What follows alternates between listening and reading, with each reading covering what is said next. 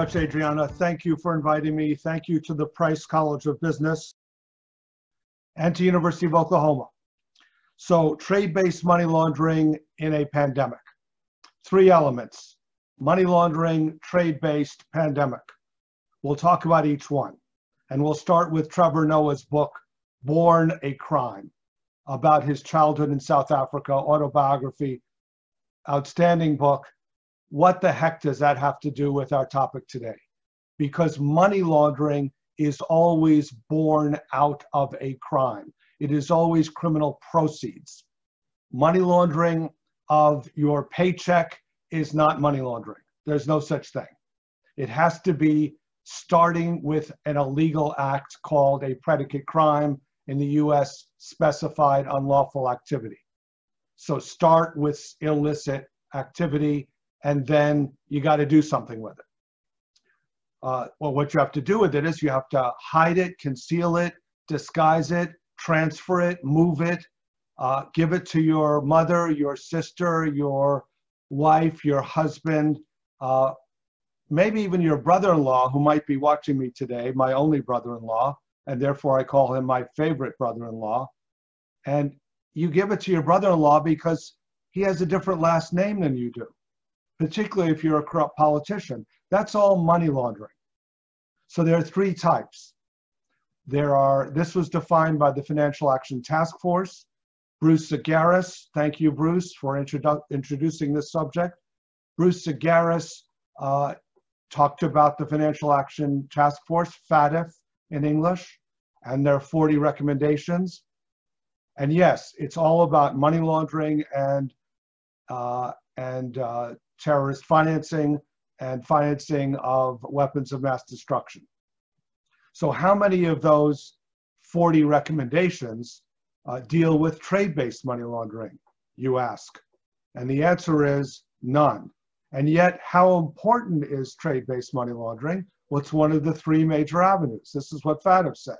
The first avenue is the one you read about, hear about, is in the popular press, TV shows, Ozarks, Breaking Bad, using financial institutions, traditional financial institutions, bringing cash to them, bringing bags of cash, suitcases of cash, or small amounts of cash, smurfing, micro-smurfing, finding ways to get cash into banks, also wire transfers from bank to bank. That's the first avenue, traditional financial institutions, also broker-dealers, mutual funds, insurance companies. Buy an insurance company with an insurance policy with cash, and then ask for your money back in the first 30 days, and you'll get a check.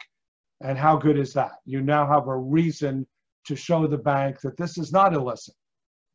First avenue. Second avenue, old-fashioned. Again, popular press loves it.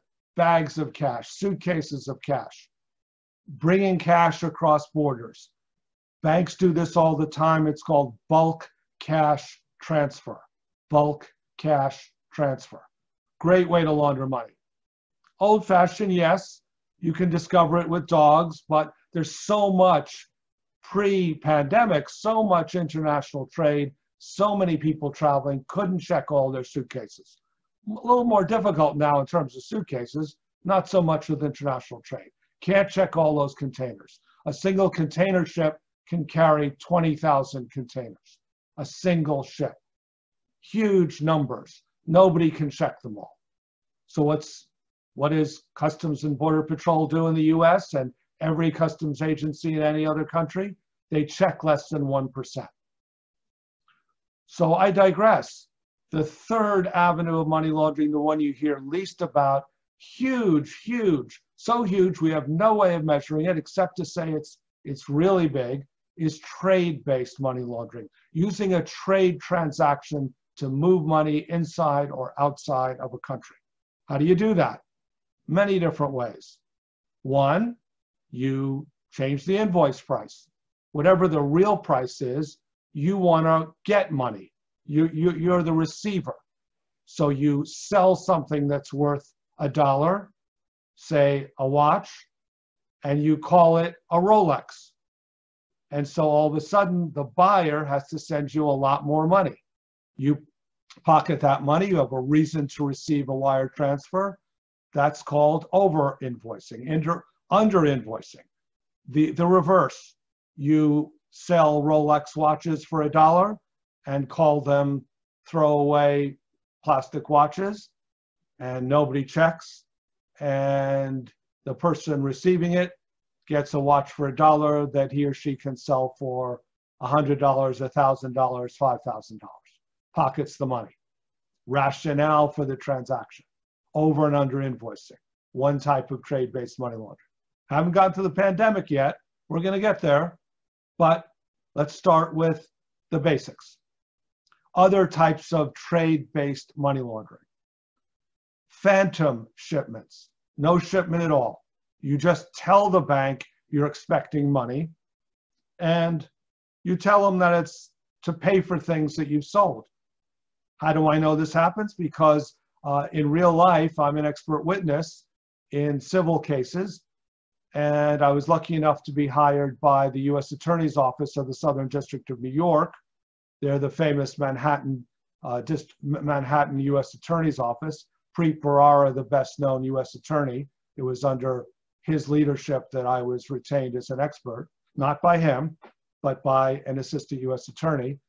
And after I met with them a few times in their fortress in Manhattan, and I mean that literally, fortress, surrounded by 3 layers of security, outer layer, guy with a machine gun patrolling the grounds, second layer, a separate entrance, separate from the building itself, staffed by ex-police officers who are very polite. They take your phone and you say to them, when do I get that back? I need my phone. They say, sorry, you can't bring your phone upstairs. And then they x-ray your luggage and pat you down and you go through airport type security. Except for the phone, I really want my phone back.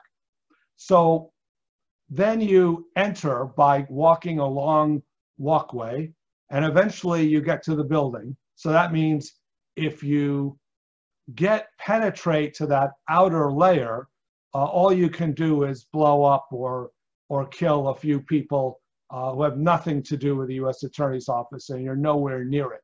So you walk for a while and you get to the building and you're confronted with a lobby that has plexiglass with protecting the people inside. And they're not retired cops. In fact, they're not retired. In fact, when I got inside finally, because an AUSA, an assistant U.S. attorney, had to come down and pick me up, I discovered that the guys, they were all men who staffed the inner layer of security, were sharpshooters. They weren't just marksmen. They weren't just regular old people carrying guns.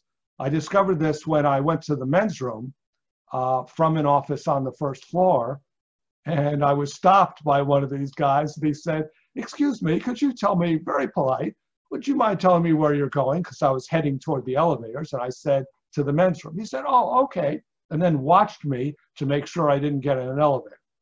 I later told the AUSAs I was working with that even though we were on the same side, they scared the heck out of me. I could not imagine what they do to the other side. Scary in the sense of scary good.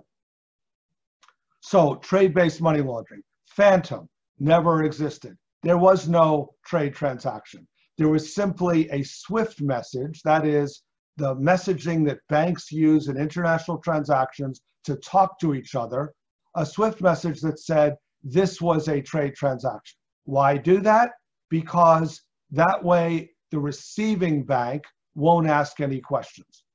Why are you getting all this money? Oh, it's a trade transaction. End of story. Nobody asks. Nobody says things like, I didn't know you sold toilets or electronics. And this is a funny collection of stuff, by the way. It's all kinds of different stuff. If you sell things, you actually sell this disparate group of products. So of course there were no products. The invoice numbers were made up. Or you can go to the next level, which is it's a phantom transaction, but you actually falsify all of the papers. Typically there's an invoice, a bill of lading to show that the goods are put on a ship. You might have a supplier certificate to show where the goods came from, an insurance certificate, a warehouse bill of lading, to show that, sorry, a warehouse receipt to show that the products are in a warehouse. All of that can be falsified. And then there is falsifying based on quality. You say that you're shipping jumbo shrimp fresh, but they're actually frozen, the really little guys, the ones that, you know, you stuff your mouth with and you're still hungry. There are many grades of shrimp, so many grades of shrimp, that I tried to find out one day how many grades of shrimp there were, and I gave up.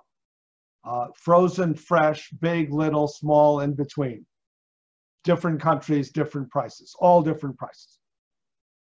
So then you have quantity, you have quality, you have false invoicing.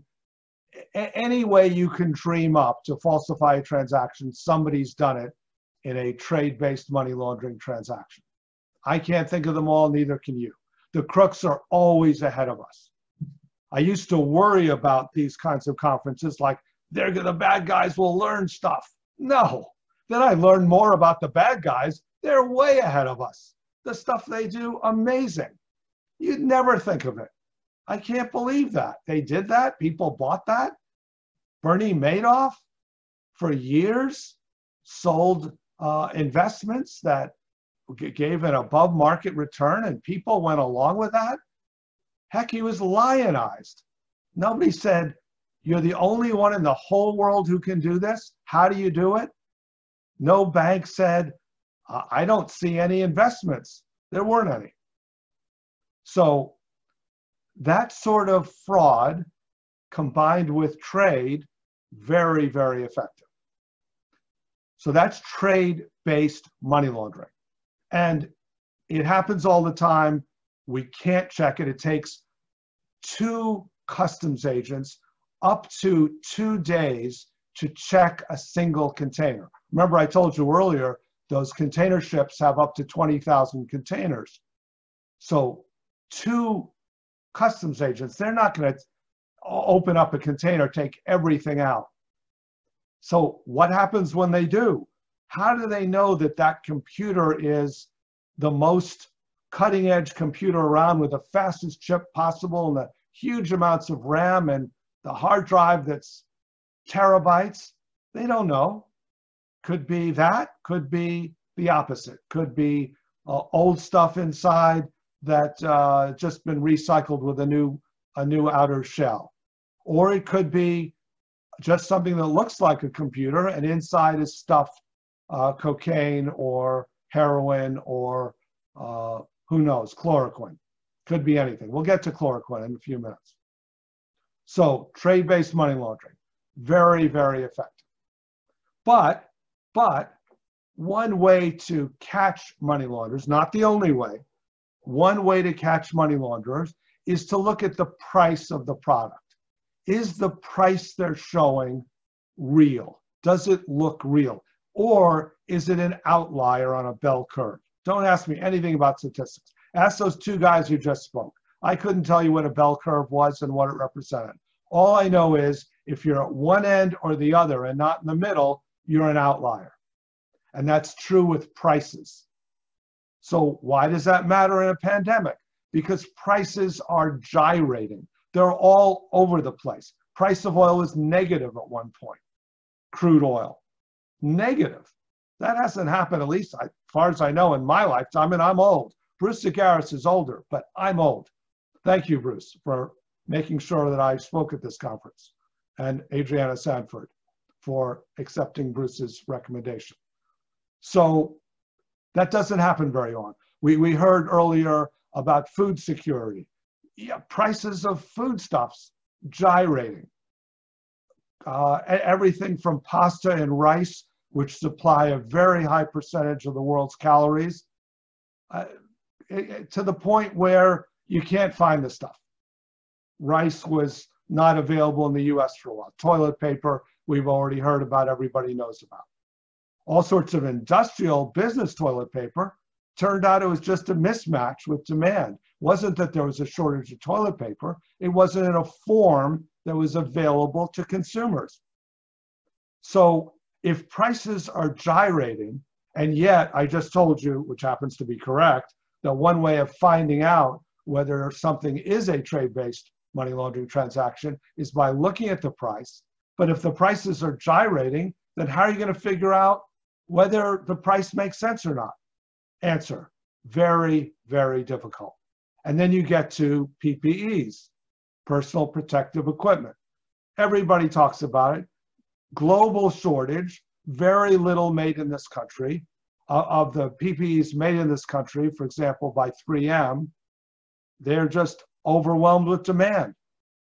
So is that a good opportunity for trade-based money laundering? Absolutely, because nobody can get it. Is it a good opportunity for fraud? Absolutely.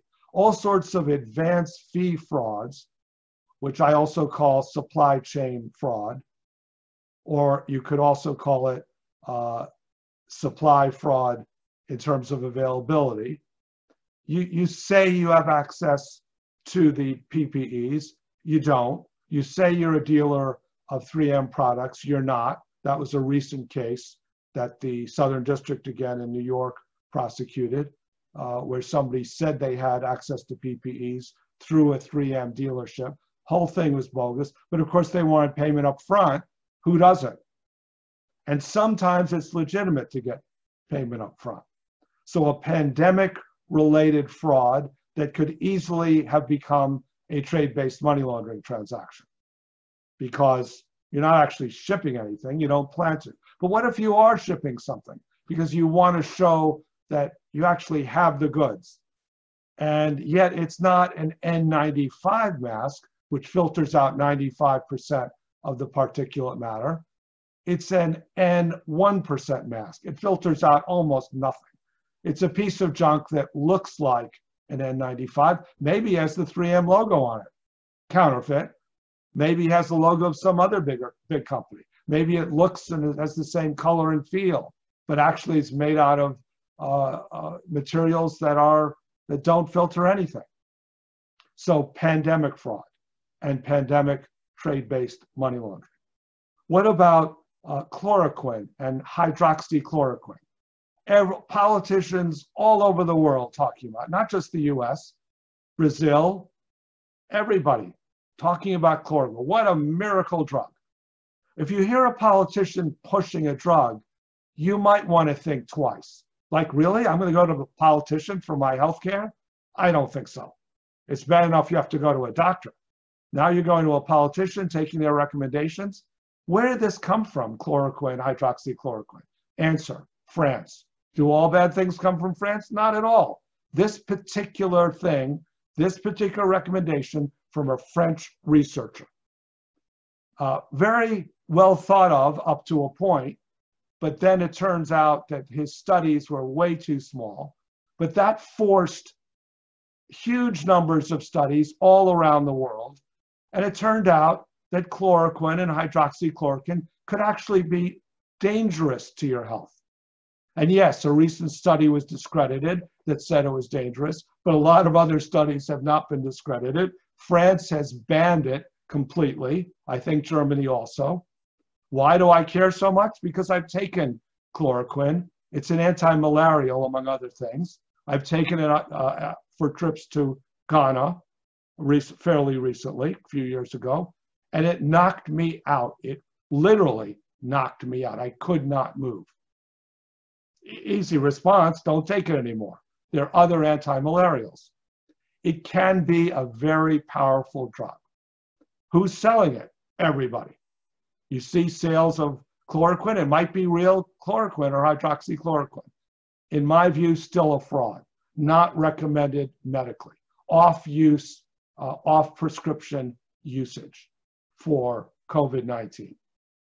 So, great way to launder money? Oh yeah, because you can charge anything you want for chloroquine. Lots of people want it, even though it's disproved. Then there's vaccines. Wait a minute, you say. There's no such thing as a vaccine for COVID-19. True, but that doesn't mean that fraudsters can't sell one, and they did.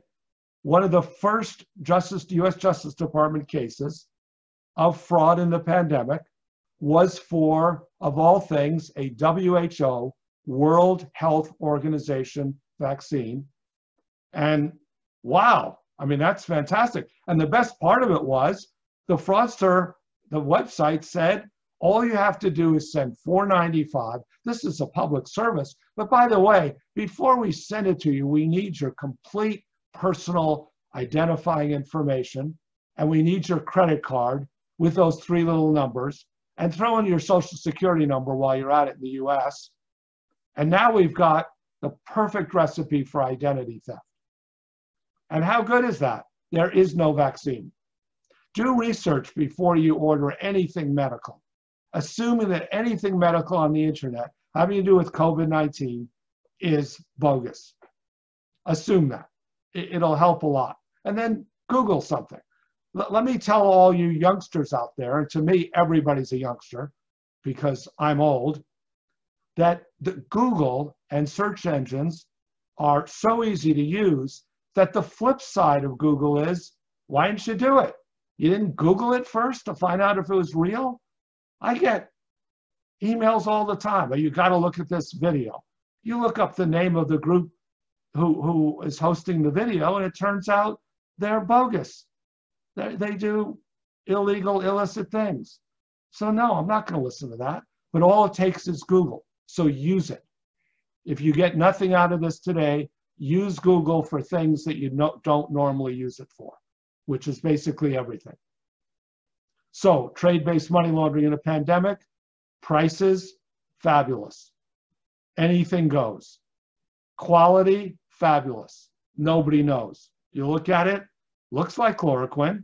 It's actually sugar, or maybe something really damaging. Who knows? It's illegal. It's illicit. It's counterfeit. Maybe it has the stamp of the drug company, and that allows you to sell it at a higher value. Trade-based money laundering, really fantastic.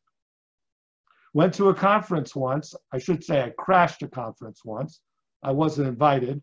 It was someplace, I don't even remember where. It could have been Accra, Ghana. I've been to Ghana 3 times. Yes, I'm a place dropper. It could have been someplace else. And I go to this conference because it looks interesting. And it's shippers. It's ports. It's a port conference with lots of shippers there, shipping companies, freight forwarders. Well, that's interesting. I tell them what I do, anti-money laundering, trade-based money laundering. They say, Google container ships breaking in half. Why? Well, every once in a while, a container ship breaks in half. Great photos. I usually have this on my PowerPoints. Great photos. You know, container ships just sinking, loaded with containers. Why? Well, not one reason, not the only reason. One reason is that the contents have been misstated, and therefore the weight is misstated, and therefore the weight is much higher than expected, and therefore the container ship can't support the weight. Trade-based money laundering. There's something in those containers. Who knows what? What's the solution? Well, I came up with the Delston Proposal. I'll tell you right now, nobody likes it. The US Treasury Department, when they first read about it, this was in 2008, they came to me and a guy whispered in my ear and said, tell me this is not an international phenomenon, because we really don't like this at all. We're actually kind of afraid of it. Very simple. Banks cannot figure out what's in those containers, neither can customs agents. So my proposal is make everybody in the supply chain responsible for looking for suspicious activities. The freight forwarder, the shipper, FedEx, UPS, you name it, the ports, everybody who touches that shipment should have an anti-money laundering program, should file suspicious activity or suspicious transaction reports, should have a compliance officer looking for this stuff. Why? Because you're never going to find what's in those containers without eyes on by everybody. It just can't be done. Can't be done with statistics. There are all kinds of bilateral trade transparency units. Great idea. I'm in favor of them. Let's exchange statistics bilaterally, see where the anomalies are. You can find out a lot that way, but you can't find out what the people are who are misstating the statistics. So I think we're getting to the point now that I've used not only my time, but Bruce's remaining time, Adriana's extra time. And I wish I could take questions. You can always find me on LinkedIn, Ross Delston. And Adriana, thank you.